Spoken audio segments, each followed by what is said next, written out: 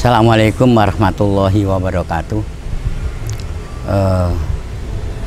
Saudara-saudara sekalian, saya sebagai saksi sejarah tahun 64 dan 65, ketika itu saya mahasiswa SMP kelas 2. Namun demikian, saya tidak pernah melupakan peristiwa itu, karena tempat saya sekolah adalah miliknya Partai Nasional Indonesia, PNI. PNI ketika itu pecah menjadi dua, PNI Hardi dan PNI ASU. ASU itu Ali Rahman, Ali Sastro Amijoyo dan Surahman. Kedua kelompok ini berbeda aliran. Yang satu aliran nasional religius, yang satu aliran komunis. Dua kelompok dalam PNI ini terus melakukan perseteruan. Alhamdulillah saya di pihak PNI Hardi, kelompok nasional religius. Setiap kali demonstrasi kami selalu berhadapan dengan PKI ASU, PKI Ali Sastro Amijoyo dan Surahman. Ini saya tidak melupakan bahwa pada tahun 64-65 PKI itu sudah melakukan gladi resik sebagai uji coba bagaimana kalau pemberontakan tahun 65 itu mendapatkan respon atau mendapatkan penolakan lah gitu. Karena itu maka tahun-tahun 63-64 sudah ada langkah-langkah PKI yang justru itu adalah memancing bangsa Indonesia, khususnya umat Islam. Mengapa? Karena lembaga kebudayaan rakyat, Lekra, itu adalah onderbu kesenian PKI. Dalam setiap penampilan Lodruk itu selalu menghina Islam dan umat Islam. Bagaimana bentuk penghinaannya? Setiap adegan mereka selalu mengangkat lakon mati nih Gusti Allah. Loh coba. Kemudian yang saya ingat lagi, sunate malaikat Jibril. Loh. Pada saat itu umat Islam sebenarnya sudah menahan kemarahan sebenarnya. Namun demikian di beberapa tempat ada perlawanan memang. Ada perlawanan. Karena keterlaluan mereka. Jadi penghinaan dan penistaan agama itu sudah sejak dulu ada. Kalau sekarang ini ada misalnya, itu memang melanjutkan strateginya PKI. Ini yang pertama.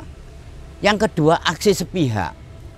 Aksi sepihak ini adalah pendudukan tanah-tanah milik pesantren dan miliknya PTP. Yang saya tahu itu adalah pendudukan tanah pesantren putri Pondok Gontor di Mantingan. Tanah-tanah di sana diduduki oleh PKI. Dan padi-padi yang mau akan menguning dibabati semua. Ini luar biasa. Bukan tanahnya pesantren saja, tapi itu yang tanahnya PTP. PTP di Kediri Ngadirjo itu. Kemudian tanah di Bandar Bersi.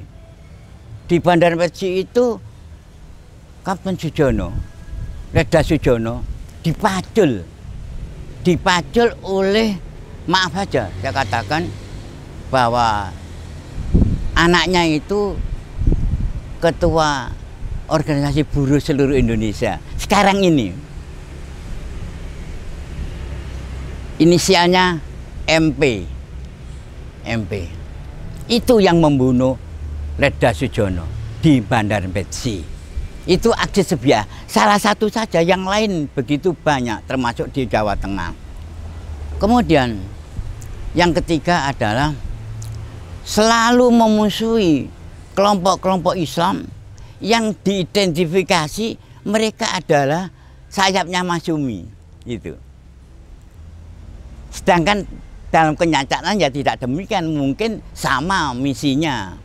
Tapi organisasinya bukan Onderbu Masyumi. Contohnya serangan yang dilakukan oleh pelajar Islam Indonesia di Kanigoro tanggal 13 Januari tahun 2015. Berapa ribu orang PKI yang nyerbu anak-anak ketika sholat subuh. Al-Quran diinjak-injak, coba. Al-Quran diinjak-injak, dimasukkan karung, diinjak-injak. Naik ke masjid juga begitu. Ini. Berikutnya yang saya ingat adalah ini. Di samping tadi yang sebutkan anak PII, ada lagi yang terkait dengan ini, maaf ya, terkait dengan aksi sepihak, kemudian wah ini sudah lansia umur 72, jadi rupanya konslet ini. Bagi saya bahwa PKI pada saat itu mencoba memancing bagaimana reaksi bangsa Indonesia, khususnya umat Islam. Ternyata umat Islam tidak diam, bangsa Indonesia tidak diam terhadap perilaku komunis yang seperti ini. Sehingga di mana-mana terjadi ya konflik-konflik, walaupun tidak menyeluruh, tapi konflik-konflik kecil antara kelompok Islam, Banser, Kokam dengan pemuda rakyat. Baru ingat saya. Yang keempat yaitu mempersenjatai buruh dan tani sebagai angkatan kelima. Ketika itu kan sudah ada 4 angkatan. Mengapa buruh dan tani diusulkan oleh Aidit untuk dipersenjatai kalau bukan untuk persiapan kudeta? Ini.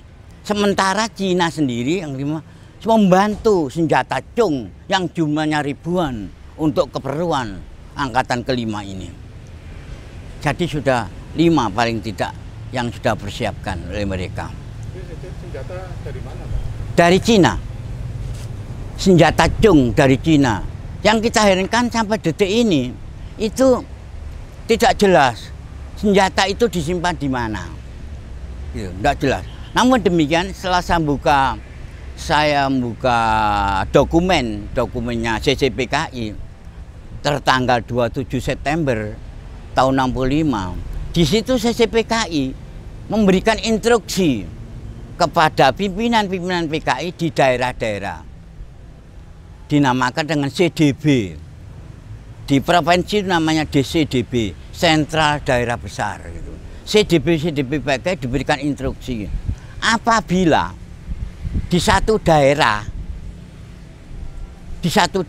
PKI mengalami kekalahan, mengalami kegagalan, maka cepat-cepat senjata itu disingkirkan, disimpan gitu, cepat-cepat. Ini instruksi yang pertama. Kemudian ada instruksi yang kedua. Kalau sudah demikian, kamu pura-pura menyerah kepada aparat, pura-pura menyerah, dan bahkan kalau diminta untuk tanda tangan, silakan tanda tangan, bahkan menggunakan darah pun tidak apa-apa. Ini salah satu, ini diantaranya instruksi PKI menjelang pemberontakan. Ternyata, mengapa mereka gagal? Persoalannya di situ. Mengapa mereka bisa gagal? Sedangkan pemilu tahun 55 PKI itu punya suara 6 juta.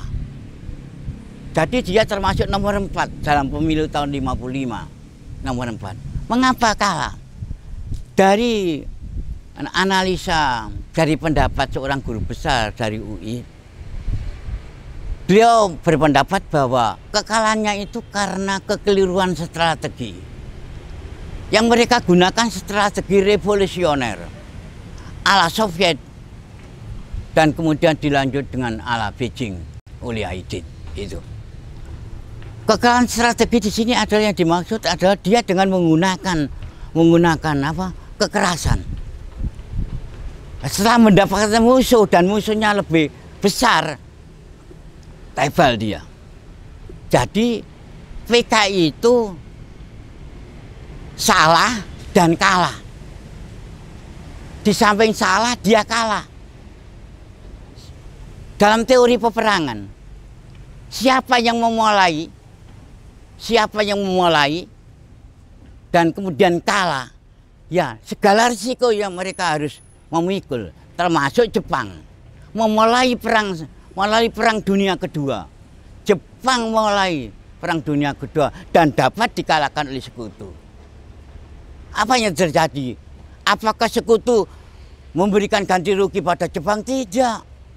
Justru Jepang yang harus membayar pampasan perang. PKI juga demikian.